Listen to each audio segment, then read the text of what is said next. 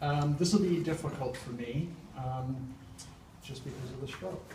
I have trouble speaking. I cannot speak aloud, which is difficult, but I'm going to try to read my speech, so I will not mess up, I hope. In January of 2012, I had 2 strokes. I was 50 years old. I was very healthy. I never smoked. I drank a few beers. I was on the top of my game professionally and personally. I was the CEO of a huge trade association. I was a lobbyist. I was an elected official as a board member of the College of Western Idaho. I was a public speaker and teacher. When you lose your ability to speak and you're a speaker, that's very difficult. I have a husband.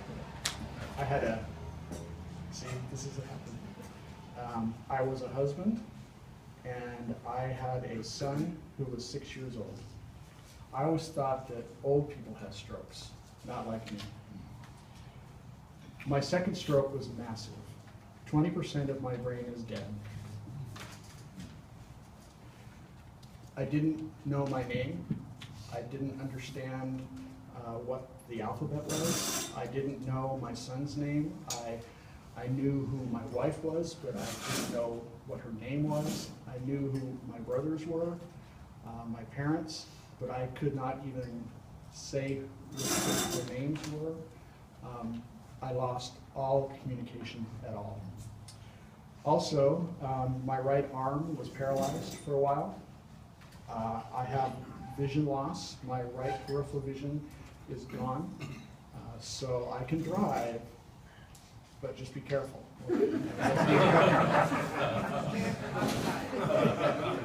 It's right-hand turns all the time. I also have aphasia and apraxia. Aphasia is a difficult thing for me, and I'm not even going to try to explain aphasia, but I have it. I was in St. Al's for 18 days. I was released on my son's 7th birthday. That was January 27th of 12. That was a Friday night. My son's favorite restaurant was Red Robin, and so I wanted to celebrate his birthday.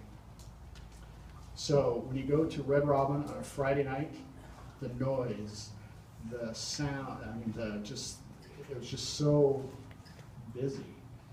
And I was so scared. I could not even go to the restroom by myself. My 7-year-old son had to take me to the bathroom.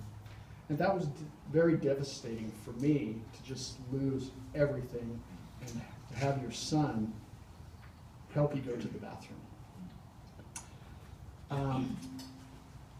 That next Monday, I started at St. Al's Rehab. And St. Al's Rehab made a huge difference in my life.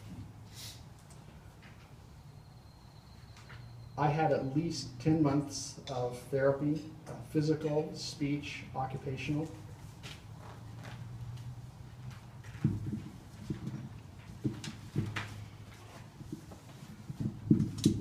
Also, I had a whole bunch of acupuncture, and I really think acupuncture and also stars helped me regain the use of my arm.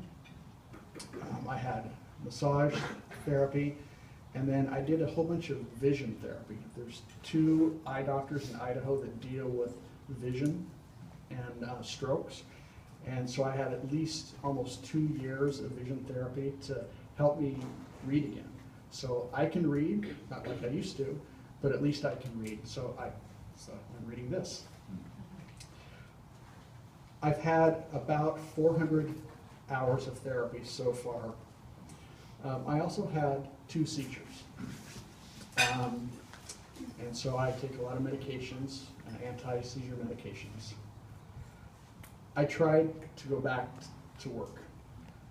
I worked at the legislature for almost 30 years. I just cannot work anymore because of aphasia.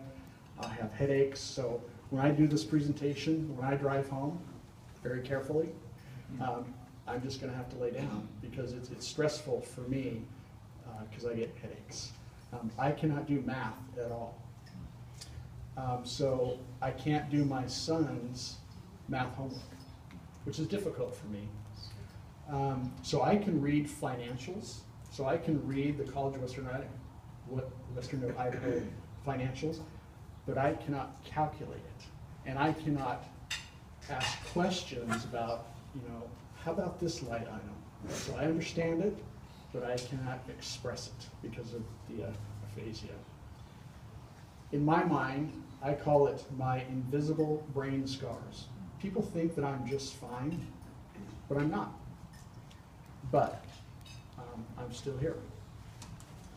What I do now is volunteer. I'm still on the board of the College of Western Idaho. Now I'm on the board of the Idaho Housing and Finance Association. I'm also on the board of the Idaho Housing Company.